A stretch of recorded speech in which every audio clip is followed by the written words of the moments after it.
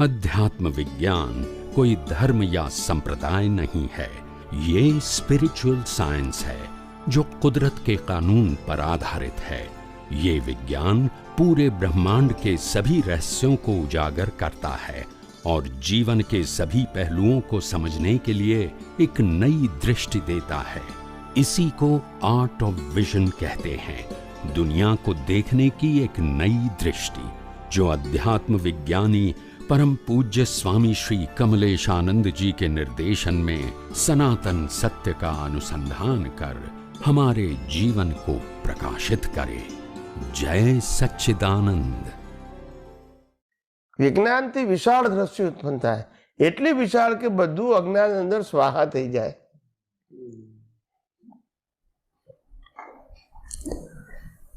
અને અજ્ઞાન એવું છે આપણને સ્વાહા કરી નાખે।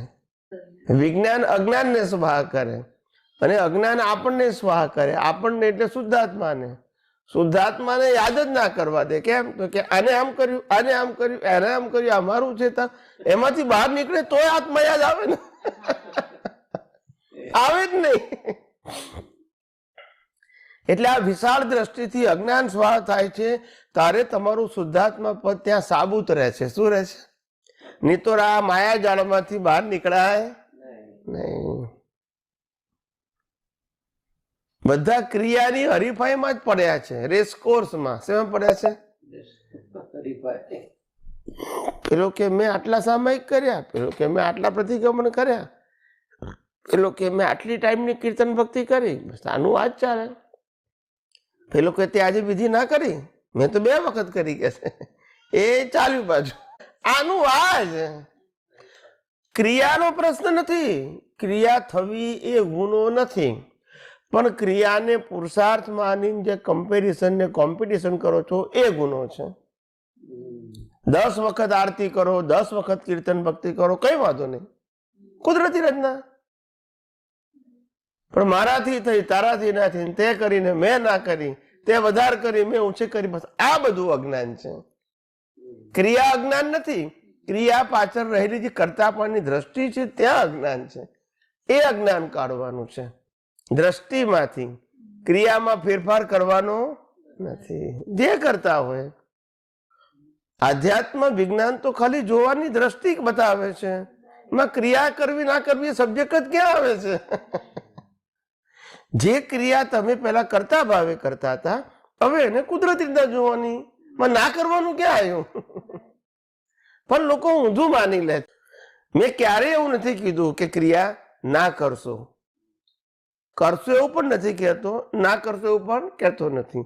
જે થાય એને કુદરતી રચના જોયા કરો, થાય તોય કુદરતી રચના, ના થાય તોય। મેં કર્યું ને તે ના કર્યું, ને તે કર્યું ને મેં ના કર્યું એવું જોવાની જરૂર। આ બધી હરીફાઈ છે, કમ્પેરિઝન અને કોમ્પિટિશન। હરીફાઈમાં દાદા કે છે પેલા રેસકોર્સના ઘોડા હોય ને, તે 25 ઘોડા હોય કે 10 ઘોડા હોય, તે ઇનામ તો એક જ ને જ લાગે, બાકી બધા હાંફી હાંફીને મરી જાય। દાદા કે ફીણ ફીણ નીકળી જાય।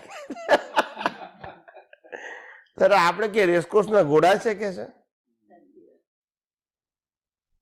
એટલે આપણે એમાં પડવાનું નહીં। કેવું સીધું સાદું વિજ્ઞાન છે, કોઈ જાતનો વાંધો વચકો જ નથી।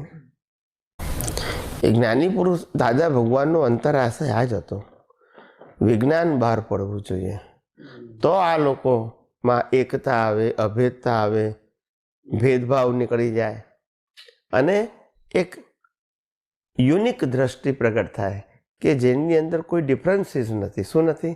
માત્ર કુદરતનો કાનૂન એના ઉપર આધારિત છે। પણ એ આવું વિજ્ઞાન લોકોને પ્રાપ્ત થાય એવો આપણો ભાવ છે। આ વિશ્વમાં આ એક જ વિજ્ઞાન એવું છે કે જેનો કોઈ માલિક નથી, બાકી ધર્મના બધા માલિકો છે। ધર્મગુરુઓ માલિક થઈ ગયા છે, સમજાય છે? વિજ્ઞાનનો કોઈ માલિક હોય નહીં।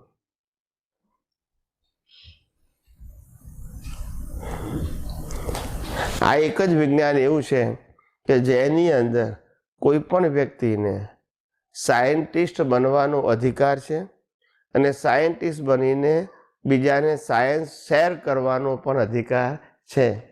કોઈની પરમિશનની જરૂર નથી, કારણ કે આ તો વિજ્ઞાન કુદરતનું હતું, કુદરતનું છે અને કુદરતનું જ રહેવાનું છે. અને કુદરતનું વિજ્ઞાન છે, એનો કોઈ માલિક નથી, તો કંટ્રોલ કેવી રીતે હોય? હું તમને કઈ રીતે કહી શકું તમે ના કહેજો ભાઈ, એવું કઈ રીતે કહેવા મારાથી? મારું છે વિજ્ઞાન. સમજાય છે કે નહીં?